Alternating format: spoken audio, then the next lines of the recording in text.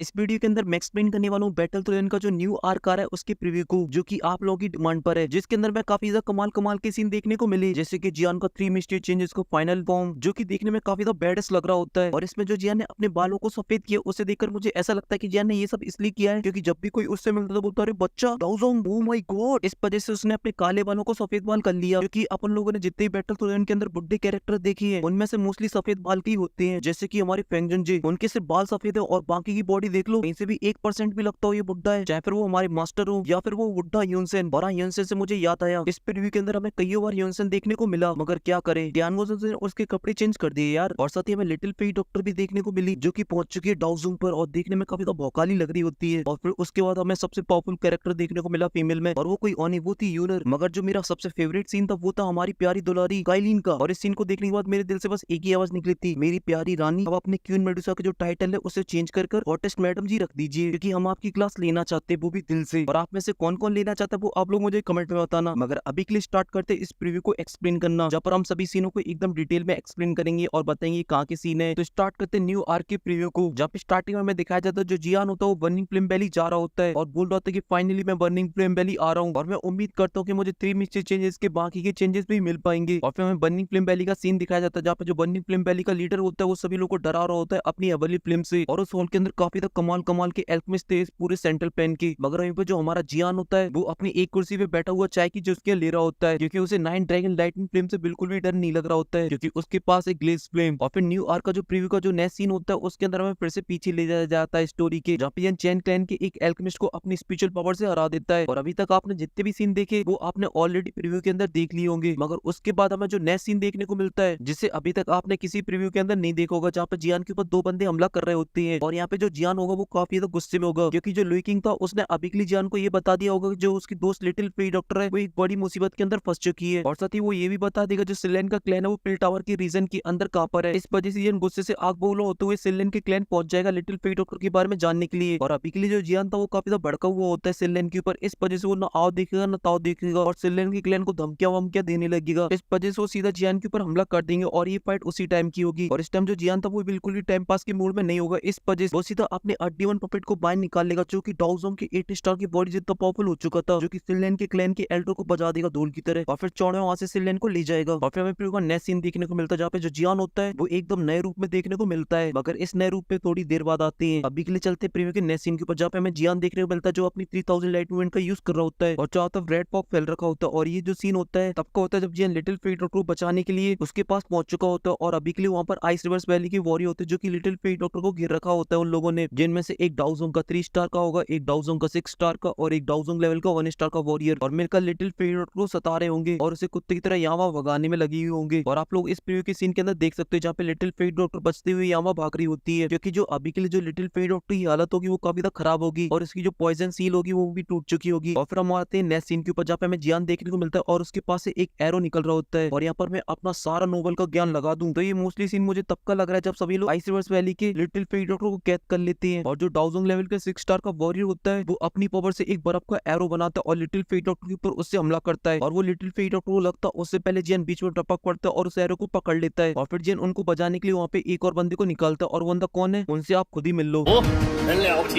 तो जैसा कि आपने उनसे मिल लिया मगर आप लोगों को समझ में नहीं आया होगा कि उन्होंने बोला क्या, तो अभी के लिए टियानगो जोन से एक बंदा बोलेगा मैं आइस रिवर्स वैली का एल्डर हूँ, तो इस उनके टियानगो जोन से उससे बोलेंगे कौन सी आइस रिवर्स वैली, अजी कद्दू मेरा, और उस एल्डर के ऊपर टूट पड़ेंगे और लगे तेरी उसको बहुत बुरी तरीके से बजाएंगे, जिस वजह से जो आइस रिवर वैली का एल्डर होगा वो टियानगो जोन को ऑफर वॉफर देने लगेगा और बोलेगा भाई आपके लिए हम बॉडी बना देंगे। मगर टियानगो जोन उसकी एक भी लालच में नहीं आएंगे और उसको बुरी तरीके से बजाएंगे और उसे मार डालेंगे। और फिर उसके बाद आता है प्रीव्यू का सबसे बेस्ट सीन, जहाँ पर मैं देखने को मिला चाइनीज एनिमे का सबसे best character one and only queen Medusa, जो कि देखने में है तो एक एनिमेशन कैरेक्टर मगर इनकी जो मासूम अदाएं हैं पता नहीं कितनों का दिल चीर जाती हैं। अभी के लिए काइलिन मैडम की इस सीन के ऊपर है तो ये सीन तब का है जब क्वीन मेडुसा जियान के फैलाए हुए रायते को समेट रही होती है, मतलब जियान जो अलायंस बना के चला गया था उसको संभाल रही होती है। और ये जो रिस्पॉन्सिबिलिटी वो बहुत ही ज्यादा बड़ी थी क्योंकि उसे अभी के लिए जाओ क्लैन के लोगों को भी सुरक्षित रखना था, अगर उन्हें कुछ हो जाता है तो जाओ क्लैन की जो ब्लड लाइन है वो पूरी तरीके से खत्म हो जाएगी। उसके अंदर सिर्फ 3 लोग बचेंगे, एक क्वीन मेडुसा की बेटी और एक यूनर का बेटा और खुद जियान। और आपको क्या लगा क्वीन मेडुसा की जो सीन है वो खत्म हो गए? बिल्कुल नहीं, ये प्यारा सा सीन तो रह ही गया जहाँ पर हमारी जो प्यारी रानी होती है वो अभी के लिए जियान के इंतजार में बैठी होती है और इसी का इंतजार कर रही होती है, जो कि प्यार हो चुका है वो भी बेनता। और ये जो प्यार है वो एक साइडेड नहीं है, दोनों साइड से। इस वजह से जो जियान होता है वो भी क्वीन मेडुसा को एक लेटर लिखता है और उसको एक गिफ्ट भी भेजता है, और ये जो लेटर होगा मोस्टली उस पिल से रिलेटेड होगा, जो कि जियान ने प्रॉमिस किया था वो पिल खुद देने आएगा क्वीन मेडुसा को, मगर ऐसा नहीं हुआ। और हमारी जो क्वीन मेडुसा होती है वो भी उस लेटर को ही पढ़ रही होती है, और यहाँ पर उसकी जो प्यारी अदाएं होती है, क्या ही बोलूं, क्योंकि इस कैरेक्टर ने हमें जो इमोशंस दिखाए हैं, चाहे फिर वो एटीट्यूड मानने वाला हो, चाहे फिर वो गुस्सैल वाला हो, चाहे फिर अभी ये मासूम वाला। और आपने अभी के लिए जितने भी सीन देखे क्वीन मेडुसा के वो स्पेशली ऐड किए गए हैं, क्योंकि जो चाइनीज फैन है वो क्वीन मेडुसा को देखने के लिए एकदम से बावले हो चुके हैं, इसलिए स्टूडियो ने इन सीनों को डाला है। और अभी के लिए दिल पे रखते पत्थर और आते प्रीव्यू के नेक्स्ट सीन के ऊपर, जहाँ पे जियान हमें एक मैजिकल बीस्ट से फाइट करते हुए दिखाई देता है, और वो मैजिकल बीस्ट कोई और नहीं, वो होता है 10,000 स्कॉर्पियन बीस्ट, जिसका कोड चाहिए अभी के लिए लिटिल फेट डॉक्टर की बॉडी को सील करने के लिए। और ये जो फाइट है वो आप लोग को आइस रिवर्स वैली की जो फाइट चल रही है उसी के बीच में देखने को मिलेगी, क्योंकि जो लिटिल फेट डॉक्टर की हालत होगी काफी ज्यादा खराब हो जाएगी, इस वजह से इस मैजिकल बीस्ट को मार डालेगा। और फिर इस सीन के बाद हमें एक आवाज सुनाई देती है, और वो क्या बोल रही है और वो कौन है आप लोग खुद ही देख लीजिए। 冰河谷